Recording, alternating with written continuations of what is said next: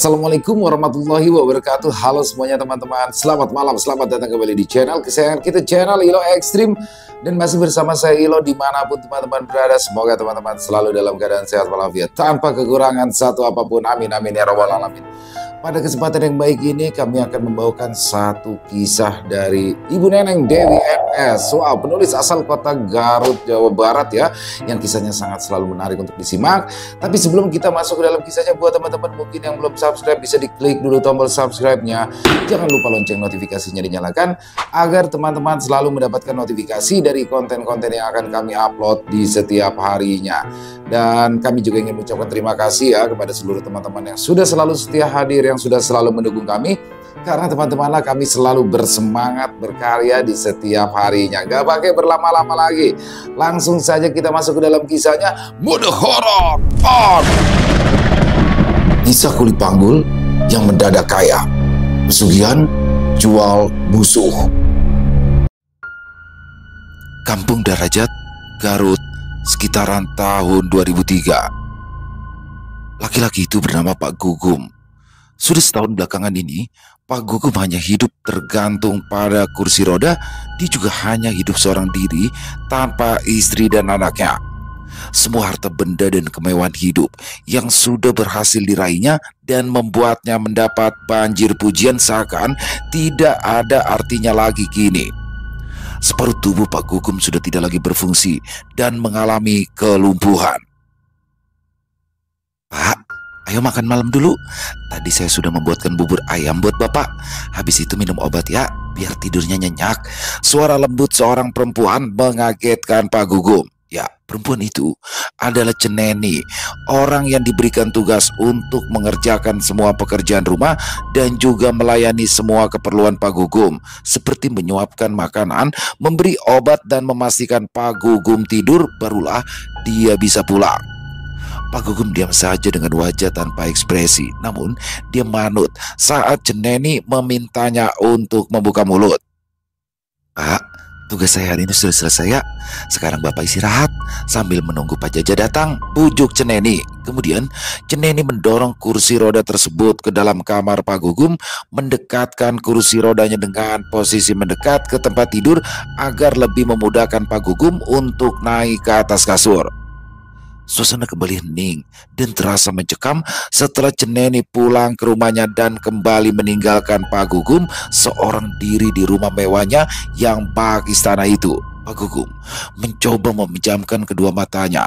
Meski akhir-akhir ini hal itu adalah salah satu hal yang mulai sulit untuk dia lakukan. Ya, Pak Gugum mulai sering merasa ketakutan untuk tidur karena sering mengalami mimpi buruk dan menakutkan. Dia merasa diteror oleh sosok-sosok tak kasat mata yang sebelumnya tidak pernah dialami sebelumnya.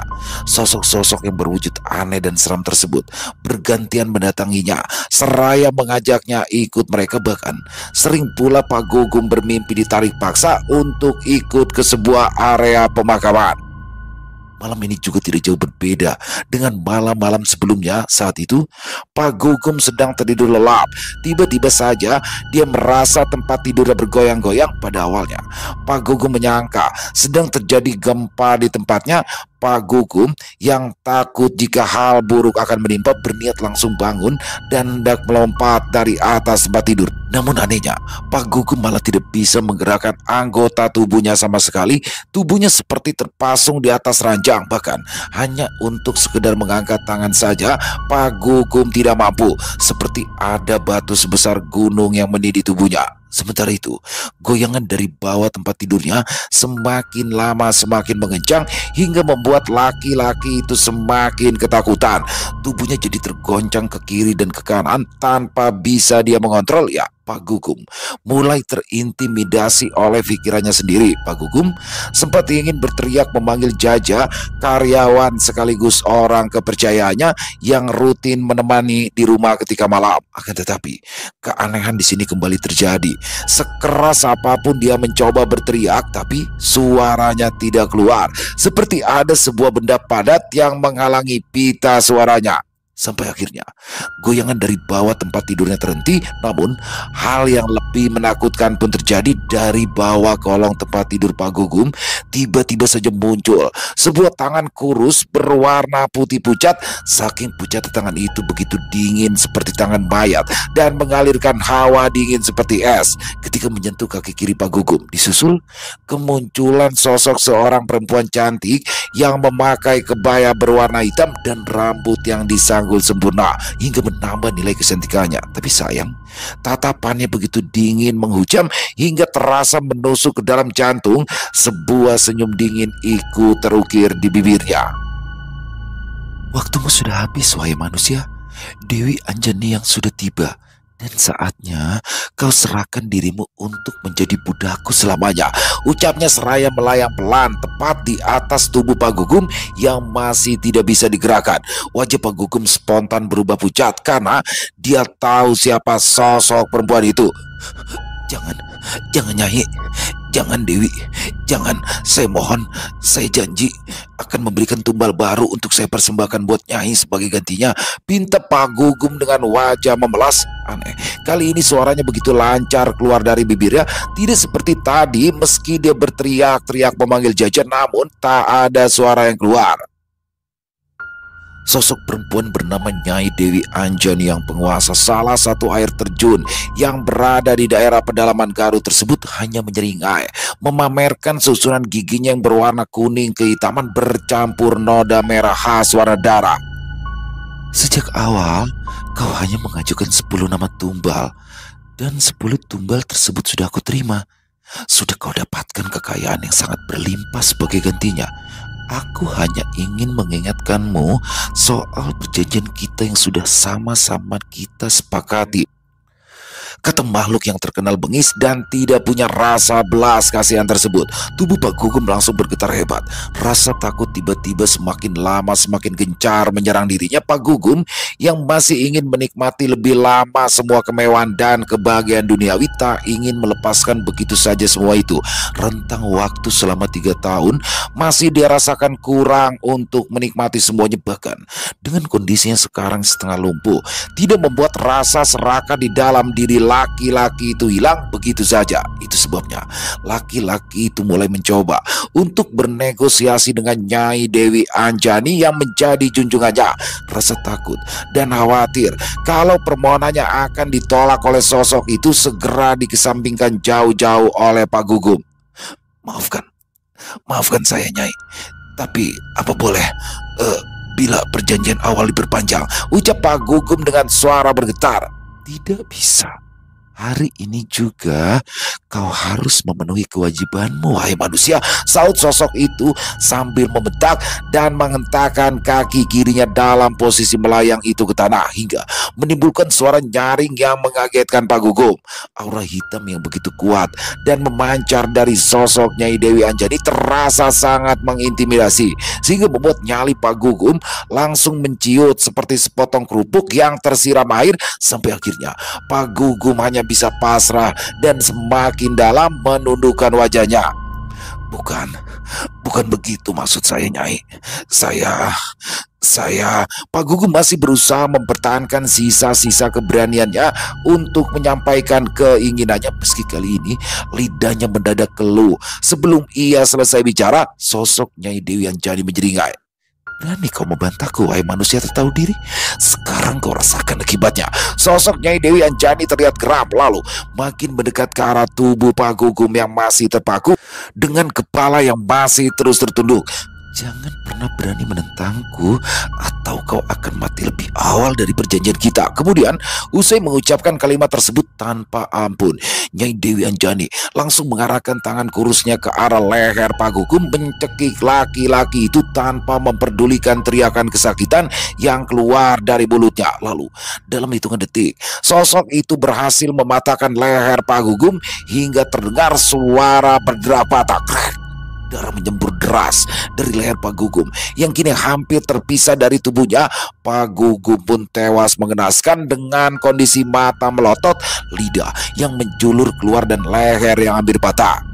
Tidak hanya sampai di situ, dengan buas, sosok Dewi Anjani malah menjilati cipratan darah yang keluar seperti air mancur dari leher Pak Gugum yang sudah patah tersebut. Mulut sosok itu pun kini jadi berlumuran darah. Dinding kamar Pak Gugum menjadi saksi bisu atas peristiwa naas dan mengenaskan yang menimpa laki-laki pelaku pesugihan itu. Keesokan harinya, seperti biasa, pagi itu Jaja datang ke rumah sang majikan karena hendak melaksanakan tugasnya menangani semua usaha tengkulak sayur yang dikelola oleh Pak Gugum. Namun kini dipercayakan padanya. Baru saja ia membuka pintu memakai kunci cadangan yang memang diberikan Pak Gugum untuk memudahkan pekerjaan Jaja. Tiba-tiba saja Jaja mencium bau anyir yang sangat mengganggu indera penciumannya. Bau apa ini ya? Kok bau busuk begini? Kayak bau bangke, gumam Jaja yang penasaran dan langsung masuk menuju kamar sang majikan. Semakin Jaja mendekat, justru bau busuk itu semakin santer tercium dari arah kamar Pak Gugum. Apa mungkin semalam ada tikus mati ya di atas atap kamar Pak Gugum? Tapi rasanya nggak mungkin. Masa iya rumah semewah ini bisa dimasukin tikus? Kata Jaja heran. Lalu Jaja yang ingin memastikan segera memanggil Pak Gugum dari luar pintu kamar. Pak Gugum, Bapak sudah bangun? Tanya Jaja. Tidak ada sautan, tidak ada suara lonceng yang biasa dipakai Pak Gugum sebagai tanda pemanggil Jaja atau ceneni terdengar. Suasana begitu hening. Sebaliknya, bau busuk bangkai justru malah semakin santer tercium ketika Jaja membuka pintu kamar Pak Gugum.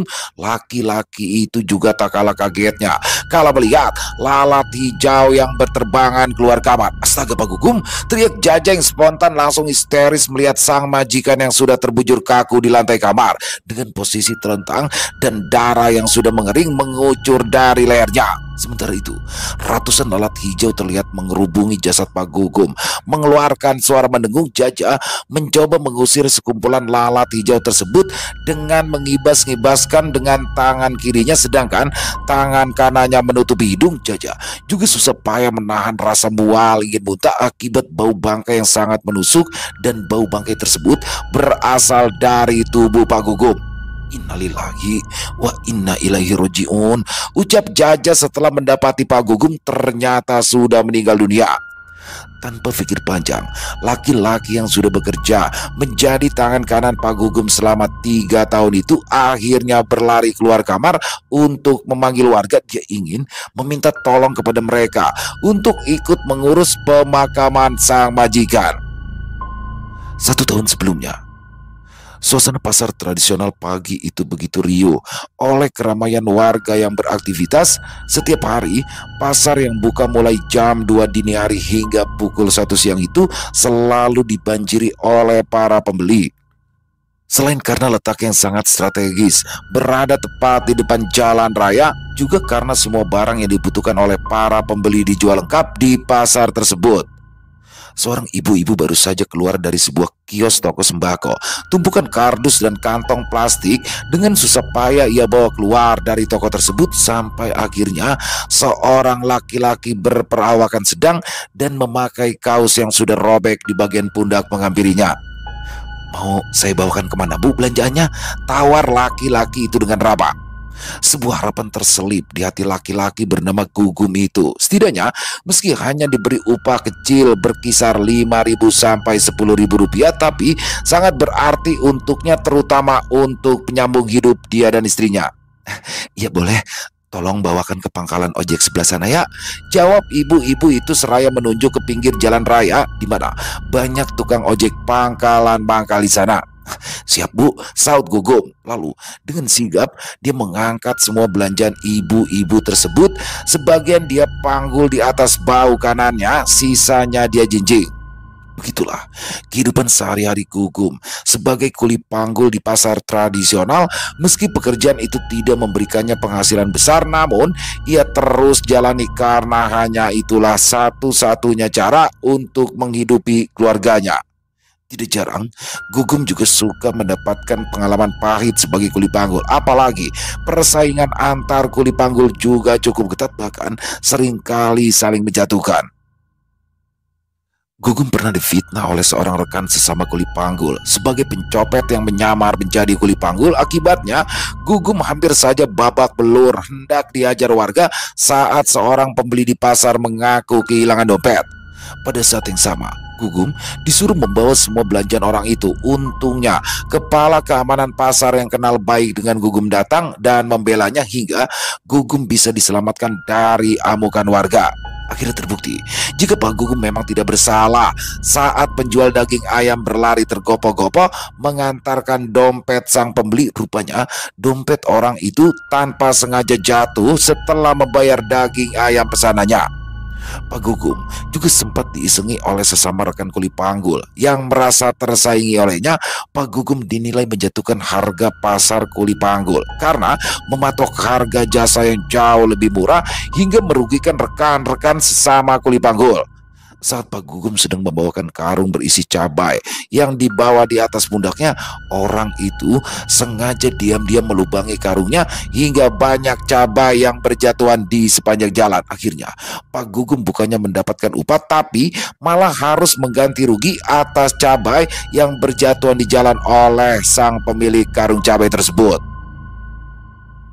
Semua pengalaman pahit yang dialaminya tidak membuat Pak Gugum menyerah dan berhenti menjadi kuli panggul karena dia hanya ingin mencari rizki yang halal untuk menafkahi Bu Irma sang istri. Soalnya Pak Gugum sempat ditawari menjadi anggota kawanan pencopet spesialis pasar oleh salah seorang kenalannya. Pak Gugum diiming-imingi upah yang lumayan besar dan tidak perlu bersusah payah mengangkat beban yang berat. Tapi Pak Gugum yang taat beragama dengan tegas menolak mentah-mentah ajakan kenalannya tersebut.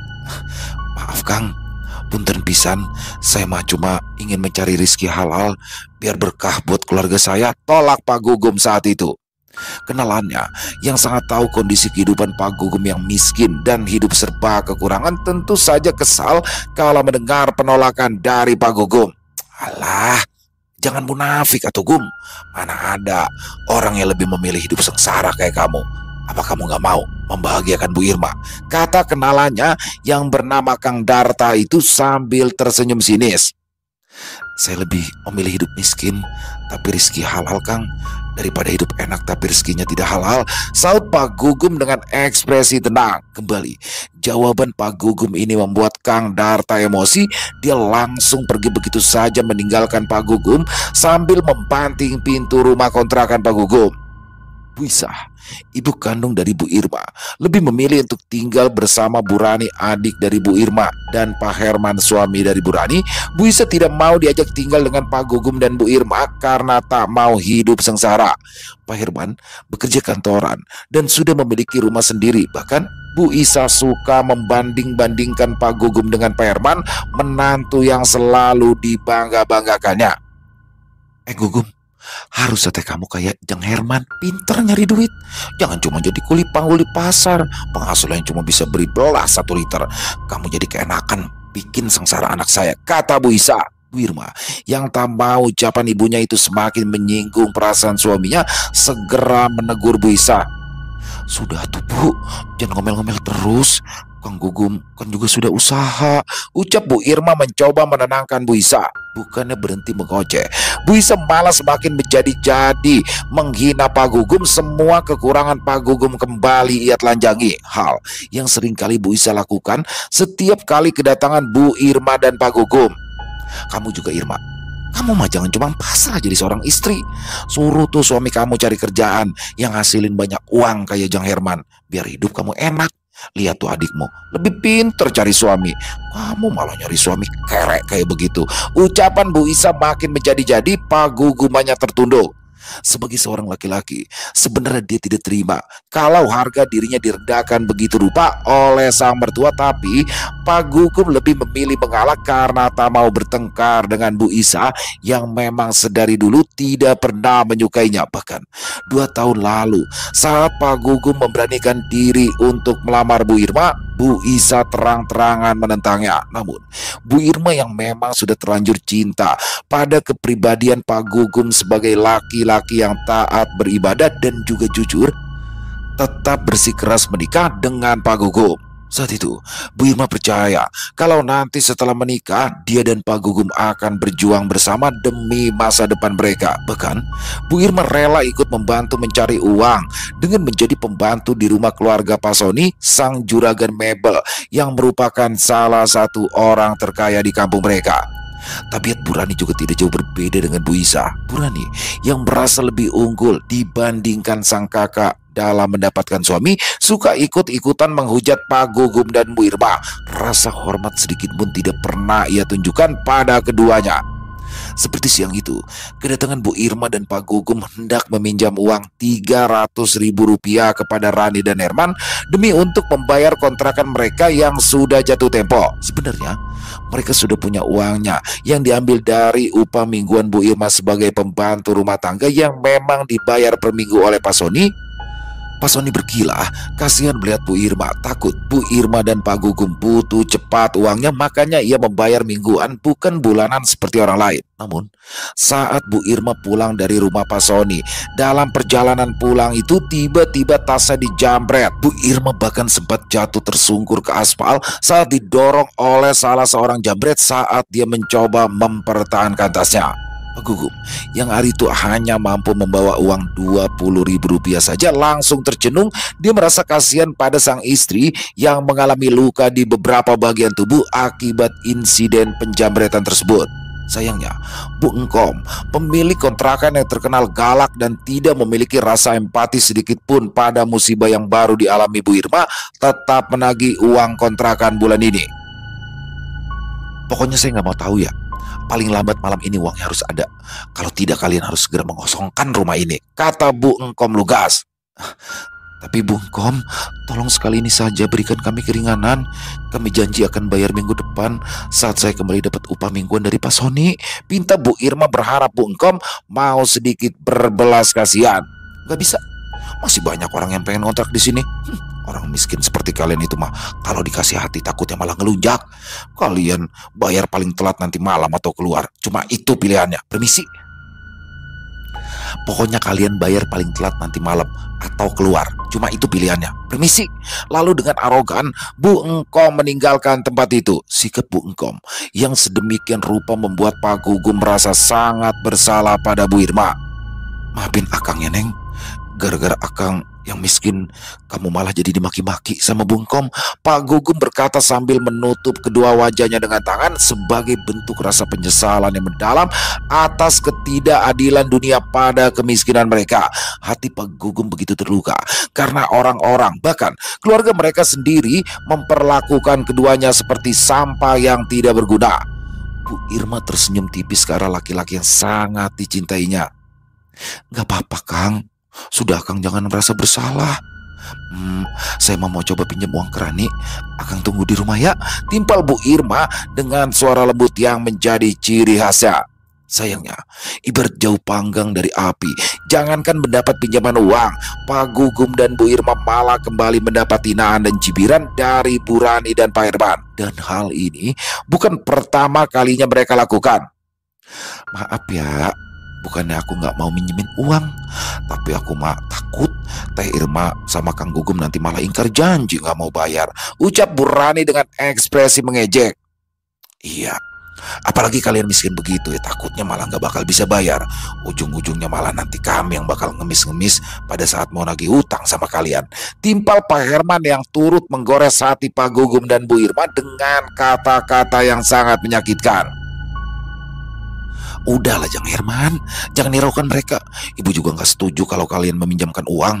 Ibu mah yakin itu mah cuma akal-akalan si Gugum dan Irma buat morotin uang kalian. Bu Isa ikut nimbrung. Saking arogannya, baik Pak Herman, Bu Isa maupun Bu Rani sama sekali tidak mempersilahkan Pak Gugum dan Bu Irma untuk masuk ke dalam rumah mereka. Pak Gugum dan Bu Irma hanya dibiarkan berdiri di depan pintu, diperlakukan seperti pengemis, bukan sebagai saudara apalagi keluarga dekat.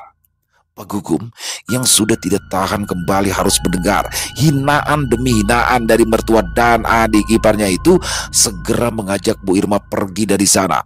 Hati lelaki itu terlalu sakit hingga tak bisa ia utarakan dengan kata-kata, sampai akhirnya Bu Irma berkata bahwa ia akan mencoba meminjam uang kepada Pak Sony. Pak Gugum yang sudah tidak punya pilihan akhirnya mengantarkan sang istri menuju ke rumah Pak Sony. Tapi kembali rasa sakit hati harus ditelan oleh Pak Gugum saat Pak Sony justru mengucapkan kata-kata yang tak seharusnya dia ucapkan. Jangankan cuma 200.000, 50 juta juga saya berikan asal kamu ceraikan Irma. Kasihan kalau perempuan secantik dan sebaik Irma harus hidup melarat sama laki-laki seperti kamu, Gum, kata Pak Sony yang sungguh mengejutkan Pak Gugum dan Bu Irma. Bu Irma tidak menyangka jika majikan yang selama ini dinilainya berhati malaikat, taat beribadah dan suka menolong itu rupanya punya maksud tak baik dalam hatinya. Apa maksudnya bicara begitu di depan suami saya? Tanya Bu Irma dengan nada tegas. Bu Irma tidak mau bila ucapan Pak Sony itu akan membuat Pak Gugum menjadi salah faham dan menyangka yang bukan-bukan kepadanya. Sementara selama ini niat Bu Irma memang hanya ingin bekerja sebagai pembantu di rumah Pak Sony, tidak lebih. Ya jujur aja Irma, hampir 5 tahun saya menduda. Baru kali ini hati saya tergerak untuk membuka hati untuk wanita lain. Dan wanita itu kamu, Irma. Saya iba melihat wanita secantik kamu hidup miskin dengan suami yang tidak bisa mencukupi semua kebutuhan kamu. Di luar dugaan, Pak Sony mengakhiri kalimatnya dengan melirik ke arah Pak Gugum seakan meremehkan laki-laki itu. Wajah Bu Irma langsung berubah. Maaf Pak, ternyata saya salah menilai. Rupanya Pak Sony tidak lebih dari laki-laki hidung belang yang suka merusak rumah tangga orang. Pungkas Bu Irma yang merasa kecewa, sedangkal itu Pak Sony menilainya. Pak Gugum yang kali ini tersulut emosinya karena tak terima jika rumah tangga dia dan istrinya ikut diusik. Pak Sony menegur keras duda kaya tersebut. Jangan sembarangan bicara ya Pak Sony. Mentang-mentang situ kaya, lalu ngerasa boleh bicara seenaknya tentang istri saya. Tegur Pak Gugum yang merasa sangat tersinggung oleh ucapan majikan Bu Irma tersebut. Bukannya meminta maaf, Pak Sony malah kembali menyerang Pak Gugum dengan kata-kata yang tak kalah pedas dan menyakitkan hingga menghujam ke dalam jantung laki-laki itu. Loh, kenapa kamu mesti marah, Gum? Itu kan semua kenyataan. Kamu buat bayar kontrakan aja harus pinjam sana sini, tapi masih aja sombong. Udah, pergi kalian dari sini. Usir Pak Sony yang merasa dongkol keinginannya ditolak mentah-mentah oleh Bu Irma. Dengan langkah lesu, pasangan suami istri itu pun akhirnya meninggalkan rumah Pak Sony dengan langkah gontai dan membawa sebuah luka baru yang tidak berdarah namun sangat menyakitkan, terutama untuk Pak Gugum. Dia merasa harga dirinya sudah diinjak-injak oleh duda kaya tersebut, sedangkan mata Bu Irma tampak berkaca-kaca meski tak sepatah kata pun keluar dari bibirnya.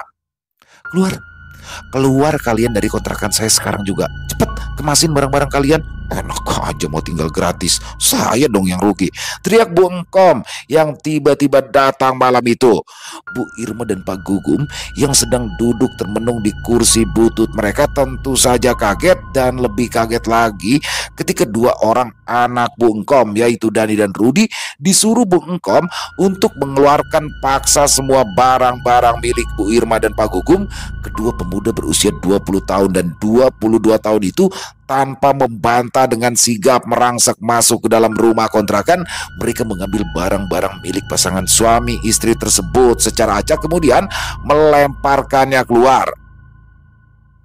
Pak Gugum yang mencoba menghalangi aksi Dani dan Rudi malah harus merasakan sebuah tendangan kaki Dani di dadanya. Rudi juga ikut-ikutan melayangkan bogem mentah ke wajah Pak Gugum hingga laki-laki itu jatuh tersungkur ke tanah dengan sebuah luka berdarah di ujung bibir. Dani dan Rudi yang memang jago bela diri jelas bukan tandingan Pak Gugum.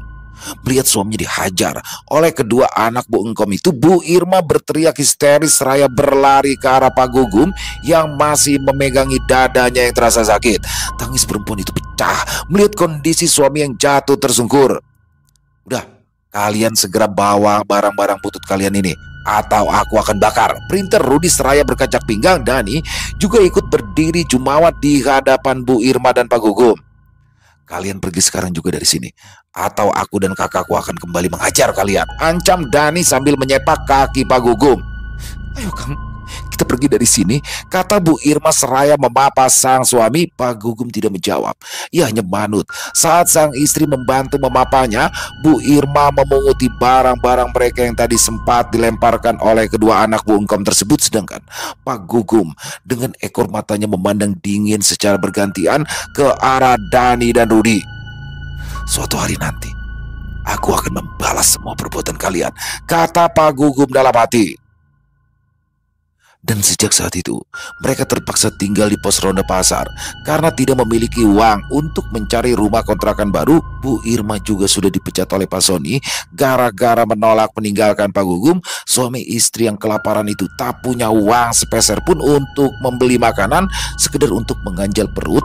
Keduanya sampai minum air keran di musola dekat pasar. Pak Gugum meminta maaf pada Bu Irma karena sudah membuat sang istri menjadi sengsara. Tapi di sini Bu Irma mengatakan jika dia akan setia menemani Pak Gugum dalam kondisi apapun. Sebutir air mata tumpah di pipi Pak Gugum. Pak Gugum merasa beruntung memiliki istri yang setia sampai akhirnya malam itu Pak Gugum bermimpi didatangi oleh seorang perempuan cantik. Perempuan yang mengaku bernama Nyai Dewi Anjani itu menyuruh Pak Gugum untuk datang ke salah satu air terjun yang dikenal wingit di daerah Garut. Aku tahu engkau sedang kesulitan dan menemui jalan buntu untuk semua masalahmu. Dan aku datang untuk membantumu, wahai manusia. Datanglah ke tempatku tepat di malam Jumat, kata sosok Nyai Dewi Anjani dengan suara lembut yang menyejukkan. Pak Gugum yang masih bingung dengan maksud ucapan sosok itu hanya bisa terdiam. Datanglah. Aku berjanji akan memberikanmu banyak kekayaan agar kau tak lagi direndahkan oleh orang lain, agar orang-orang akan berlutut dan menghormatimu. Jangan lupa bawa kembang 7 rupa sebagai syarat. Kembali suara sosok itu terdengar di telinga Pak Gugum. Keesokan harinya, Pak Gugum yang penasaran mencoba mencari informasi tentang keberadaan air terjun yang dimaksud oleh sosok yang semalam mendatanginya lewat mimpi. Setelah mendapatkan informasi yang akurat, pada akhirnya Pak Gugum pun tahu lokasi air terjun yang dimaksud. Seperti terhipnotis, tanpa pikir panjang lagi, Pak Gugum pun mengikuti saran dari suara bisikan tersebut. Sudah cukup. Selama ini aku dan istriku dihina oleh orang lain. Sekarang apapun akan aku lakukan agar bisa jadi orang kaya, tekad Pak Gugum dengan gigi gemeretak menahan amarah. Singkat cerita, Pak Gugum pun mendatangi tempat di mana air terjun itu berada, yang jaraknya tidak terlalu jauh dari pasar tradisional tempat dia mencari nafkah. Bulu kuduk laki-laki itu langsung meremang kala melihat suasana sekeliling air terjun yang sepi dan gelap. Pak Gugum yang ingin membuktikan kebenaran ucapan sosok yang mendatanginya dalam mimpi itu sudah terlanjur nekat dan tak berniat sedikit pun untuk mundur dari keputusannya. Saat Pak Gugum celingukan ke sekeliling tempat itu, tiba-tiba saja kemunculan sosok seorang perempuan mengagetkannya. Bagus, bagus. Kau sudah mau memenuhi undanganku, wahai manusia, ucap sosok perempuan berwajah cantik itu dengan sebuah senyum manis yang tersungging di bibir. Pak Gugum hanya diam tertunduk, bingung harus menjawab apa.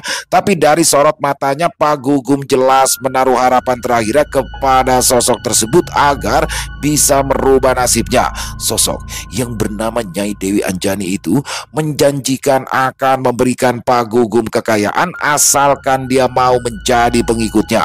Pak Gugum hanya disuruh menumbalkan musuh-musuhnya. Nanti setiap kali musuhnya itu meninggal, maka Pak Gugum akan mendapatkan imbalan berupa harta sekarung uang berjumlah 100 juta untuk setiap nyawa yang ditumbalkan.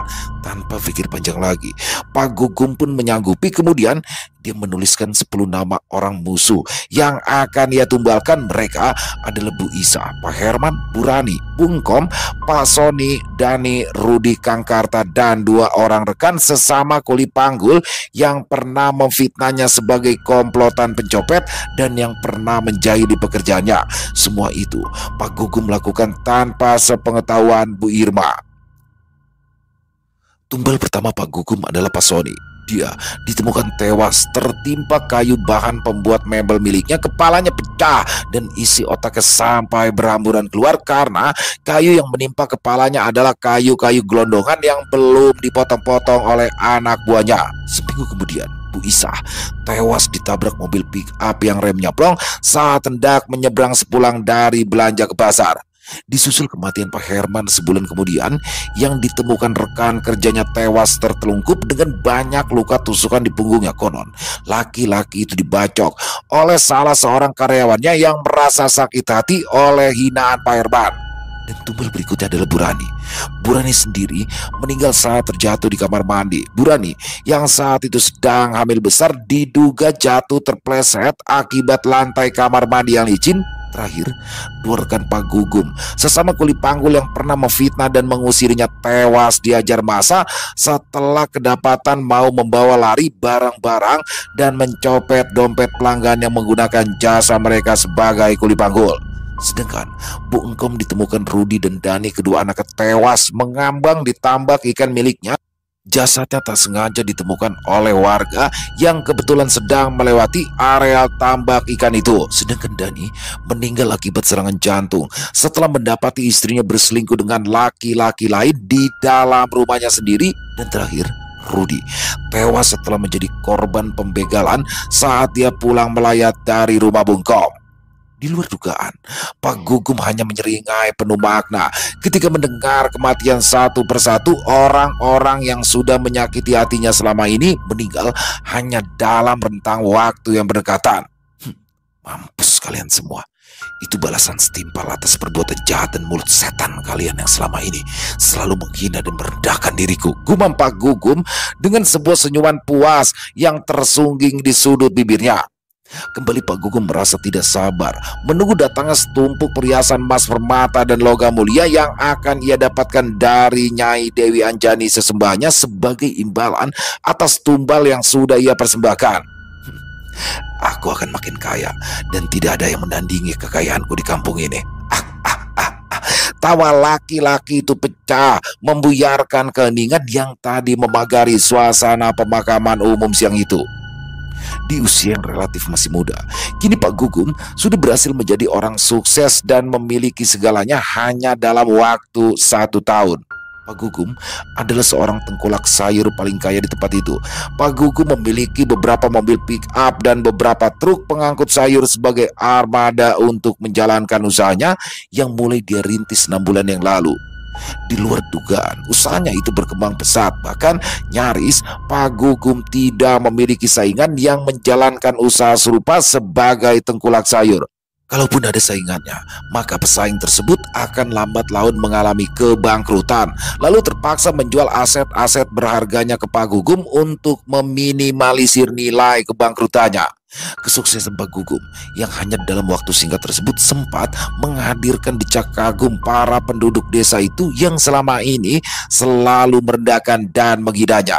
Pada awalnya, Bu Irma tidak curiga atas kesuksesan instan dari suaminya itu, sampai akhirnya Bu Irma sempat heran kenapa orang-orang yang banyak menghina Pak Gugum, termasuk ibunya Bu Isa, adiknya Bu Rani, Pak Herman adik iparnya, Pak Soni, Bu Engkom, dengan kedua anaknya bisa tewas dalam waktu yang berdekatan. Bu Irma sempat menanyakan itu kepada Pak Gugum, tapi suaminya itu justru marah-marah. Bu Irma mengakui perubahan sikap suaminya yang drastis sejak menjadi orang terkaya dan terpandang di desanya. Ditambah lagi, kini Pak Gugum sudah tidak lagi terlihat menjalankan ibadah, sesuatu yang tidak pernah dia tinggalkan sebelumnya. Alah Neng, buat apa Kang rajin sholat, rajin ngaji dan tahajud? Buktinya dulu hidup kita tetap aja melarat, bahkan diperlakukan seperti sampah sama orang lain. Itu adalah alasan yang selalu dikemukakan oleh Pak Gugum setiap kali Bu Irma bertanya kenapa Pak Gugum tak lagi beribadah. Bu Irma yang tidak mau berdebat lebih memilih diam. Bu Irma juga tidak bercerita kepada Pak Gugum kalau akhir-akhir ini dia sering diganggu oleh sosok perempuan berwajah cantik namun terasa bengis. Anehnya, Bu Irma mimpi sosok itu hendak menenggelamkannya di sebuah tempat yang mirip dengan air terjun. Saat terbangun, Bu Irma kaget karena kondisi tubuhnya juga basah kuyup hingga kasur dan selimut yang dipakainya ikutan basah. Aneh, padahal tadi cuma mimpi, tapi kenapa kerasa nyata ya? Kedua alis Bu Irma berkerut. Tapi sayang, mimpi buruk itu terus berulang. Hingga Bu Irma mulai merasa ketakutan, dia pun akhirnya terpaksa menceritakan tentang mimpinya itu ke Pak Gugum. Tapi Pak Gugum justru malah menyalahkannya. Ya itu kan gara-gara kamu yang masih suka sholat dan ngaji.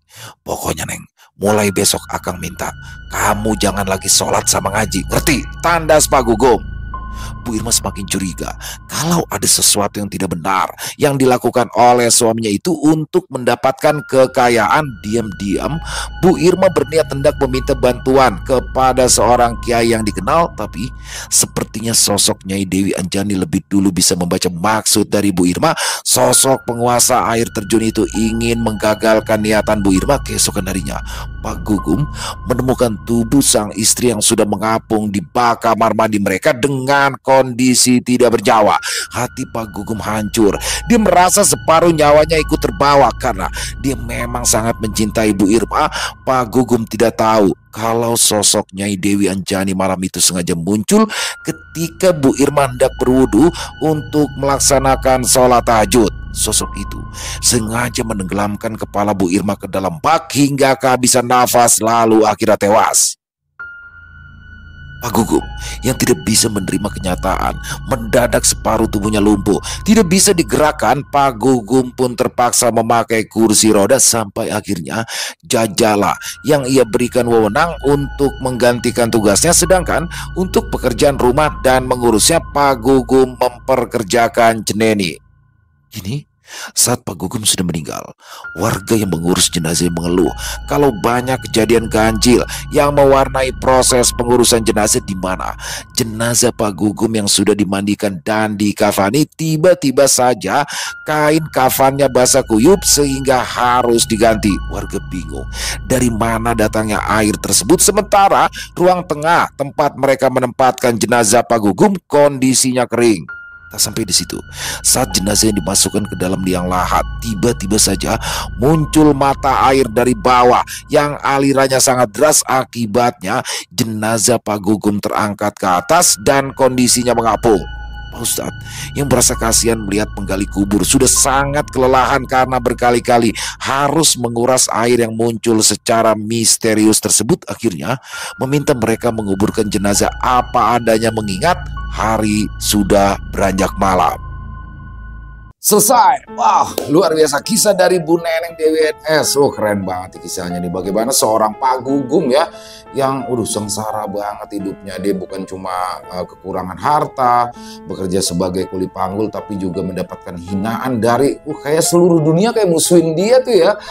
Itu dari mertuanya, ibu mertuanya, terus iparnya, semuanya musuhin dia, sampai bos tempat istrinya bekerja juga menyudutkan dia, ingin ngawinin. Enak banget ya orang ngomong ya, enteng banget gitu mau ngawinin istrinya orang di depan orangnya langsung, kayaknya udah ngeselin banget ya. Bahkan sang pemilik kontrakan termasuk anak-anak juga ikut menyakiti hatinya. Di situ langsung lah dia yang tadinya taat ibadah, yang tadinya sabar, kayak ngerasa dunia tuh nggak adil.